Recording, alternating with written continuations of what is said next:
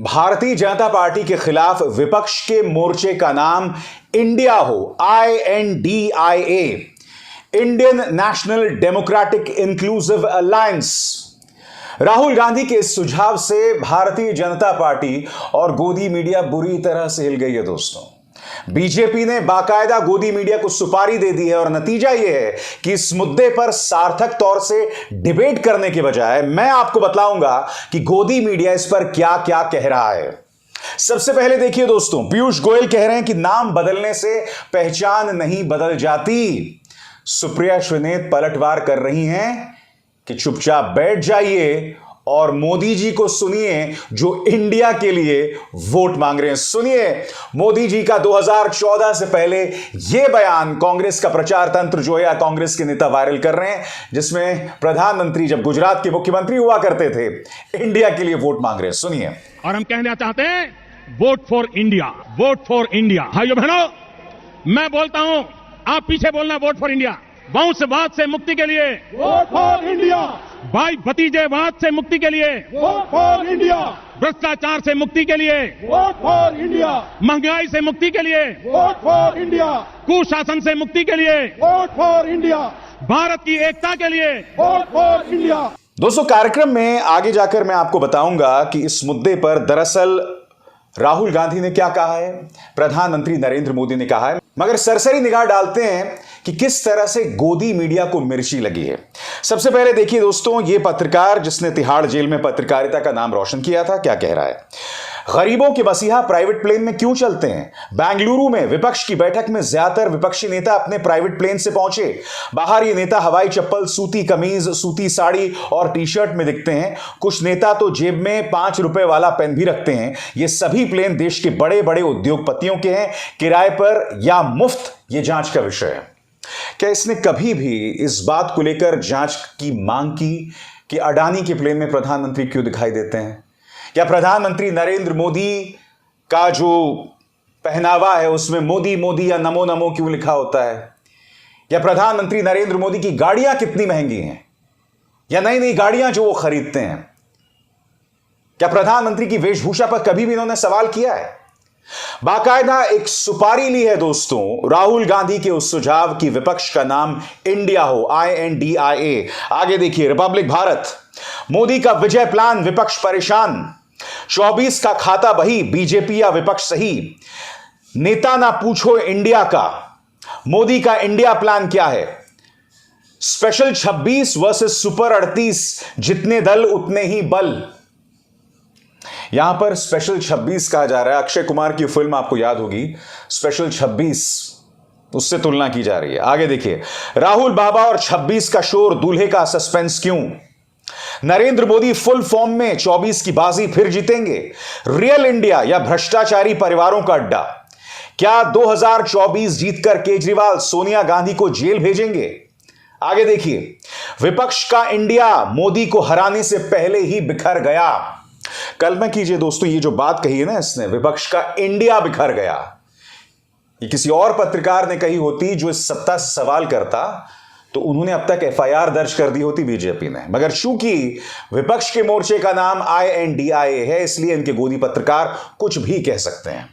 इन्होंने दोस्तों आगे क्या गंध मचाया है वो तो मैं आपको दिखाऊंगा ही, मगर राहुल गांधी सही मायने में बता रहे हैं कि विपक्ष के इस मोर्चे इंडिया के मायने क्या है। सुनिए। Indian national developmental inclusive alliance मतलब इंडिया। लड़ाई NDA और इंडिया के बीच में है, नरेंद्र मोदी जी और इंडिया के बीच में है, उनकी विचारधारा और इंडिया के बीच में है। आप जानते हो, जब भी कोई हिंदुस्तान के सामने खड़ा होता है, इंडिया के सामने खड़ा होता है, तो जीत किसकी होती है कहने की जरूरत भी नहीं। दोस्तों, राहुल के इस ऐलान के बाद पूरा विपक्ष लग गया। आपके स्क्रीन पर हेमंत बिस्व शर्मा कह रहे हैं, अंग्रेजी में उनका बयान है, मैं आपको बताता हूं कह क्या रहे हैं। हेमंत बिस्व शर्मा कह रहे हैं कि अंग्रेजों ने इंडिया नाम दिया था, जिसे कांग्रेस ने स्वीकार कर लिया। दरअसल यह देश भारत है। आगे हेमंत बिस्व शर्मा कहते हैं ये मुकाबला जो है वो कांग्रेस के इंडिया और मोदी के भारत के बीच में है।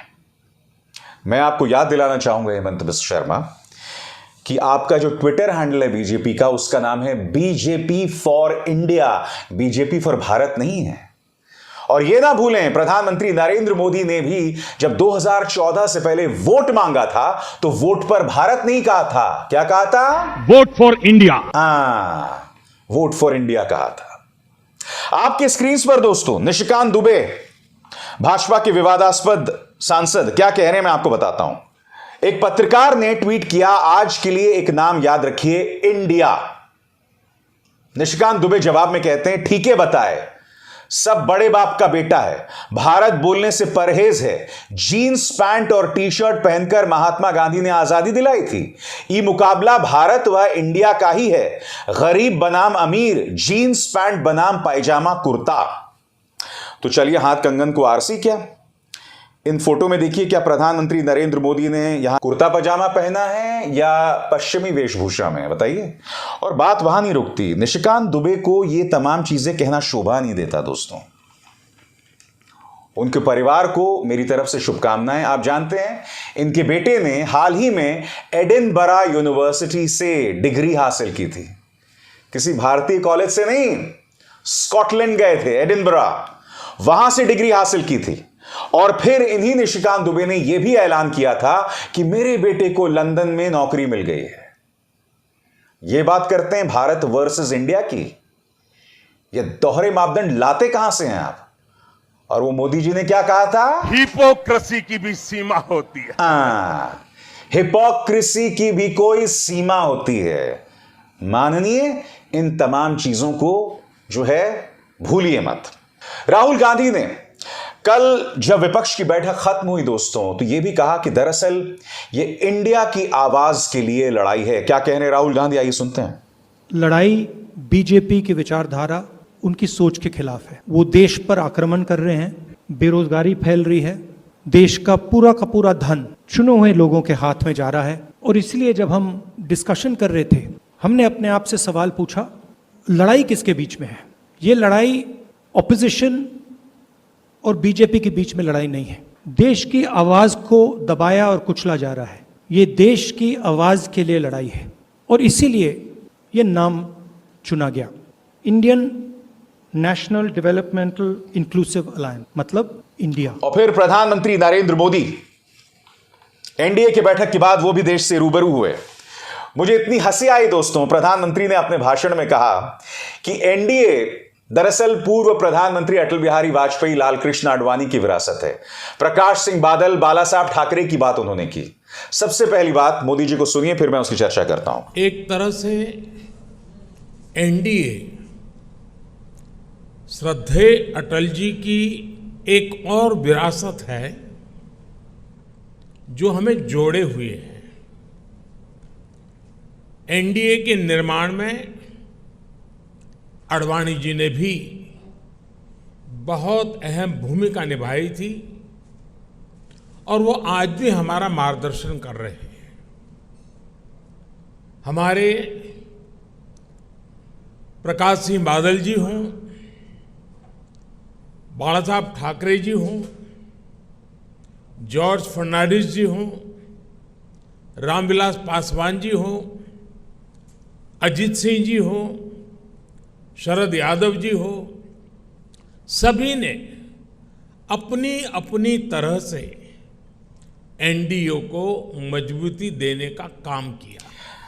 मोदी जी, एक मुझे बात बताइए, आप अटल जी की विरासत की बात कैसे कर सकते हैं?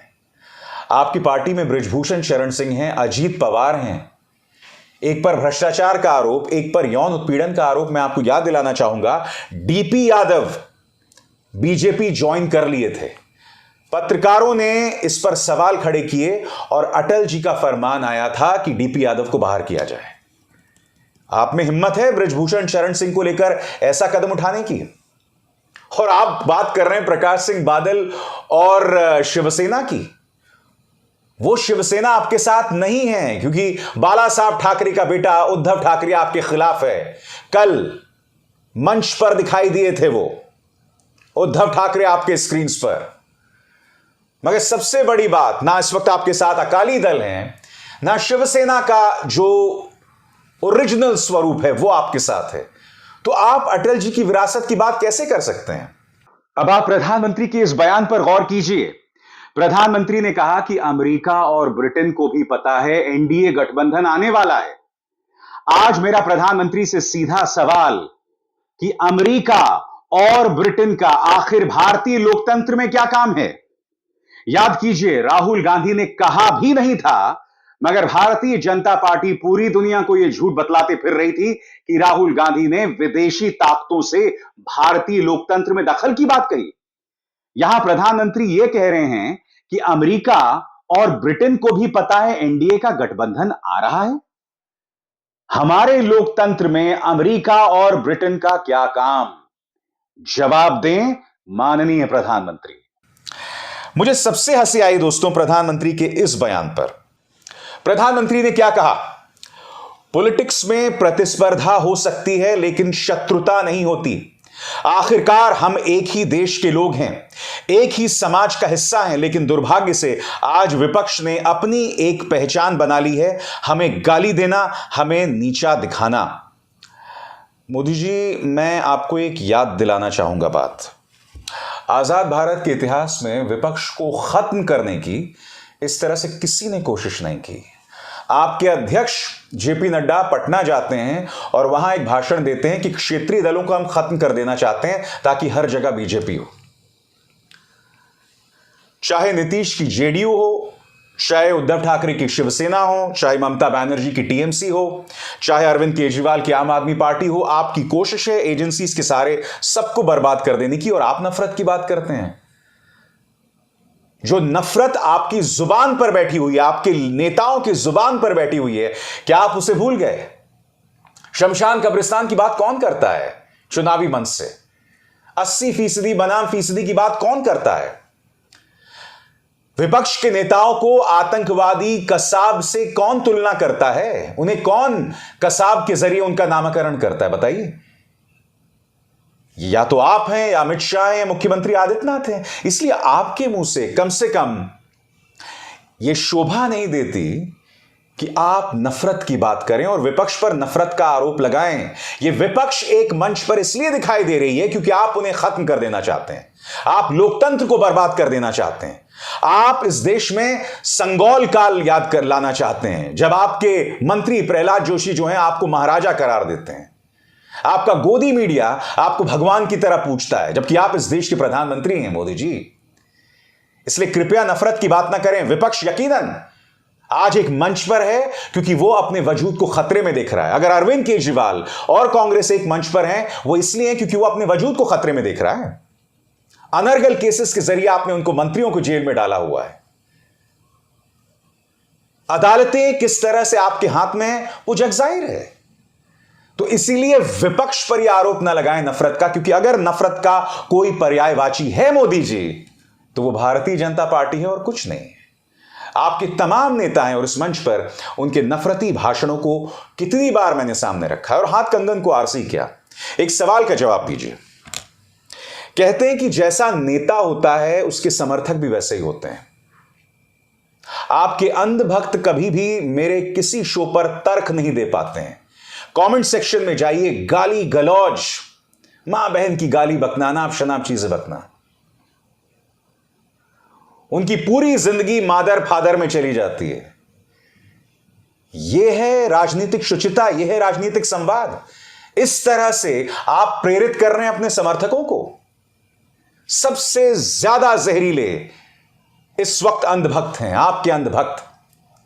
कृपया नफरत की बात तो बिल्कुल भी ना करें। अभिसार शर्मा को दीजिए इजाजत। नमस्कार। स्वतंत्र और आजाद पत्रकारिता का समर्थन कीजिए, सच में मेरा साथी बनिए। बहुत आसान है दोस्तों, इस ज्वाइन बटन को दबाइए और आपके सामने आएंगे ये 3 विकल्प, इनमें से एक चुनिए और सच के इस सफर में मेरा साथी बनिए।